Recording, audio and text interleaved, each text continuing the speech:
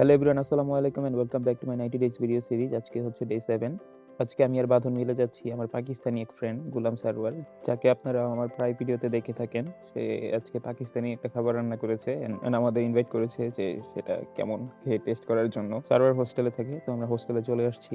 এটা হচ্ছে boys hostel suo motu. এটা মেনলি পাকিস্তানিদের জন্য ডেডিকেটেড একটা হোস্টেল। তো এই হোস্টেলে আমরা চলে আসছি, আর ওর রুম নাম্বার হচ্ছে 206। আমরা রুমে এসে পড়ছি। আর ডোন্ট জাজ দ্য রুম বিকজ বয়েজ হোস্টেলে এরকমই হয়ে থাকে। আমরাও যখন হোস্টেলে ছিলাম তো আমাদের রুমও এরকম ছিল। তো এই হচ্ছে সার্ভার, এই খাবার রান্না করেছে আমাদের জন্য। তো আমরা লাইব্রেরিতে এসে বসেছি খাওয়া দাওয়া করার জন্য। তো এখানে আমি বাঁধন আর সার্ভার। चलो शुरू তো करते हैं। সেই খাবারটা রান্না করেছে সেটা হচ্ছে কিমা বিরিয়ানি, পাকিস্তানি।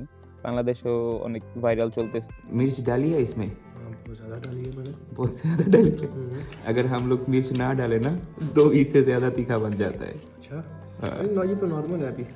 আপনারা সবাই জানেন যে পাকিস্তানিরা একটু ঝাল কম খায়, তো এই জন্য আমি ওকে বলতেছিলাম যে আমরা যদি ঝাল না দিই তারপরে আমাদের খাবারের চেয়ে বেশি ঝাল ঝাল হয়ে যায়।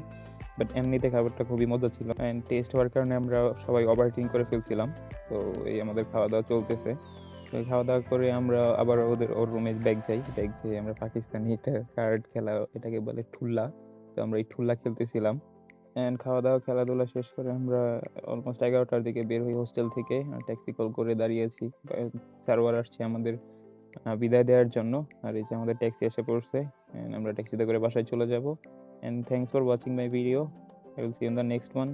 টাটা, বাই বাই, আল্লাহ হাফেজ।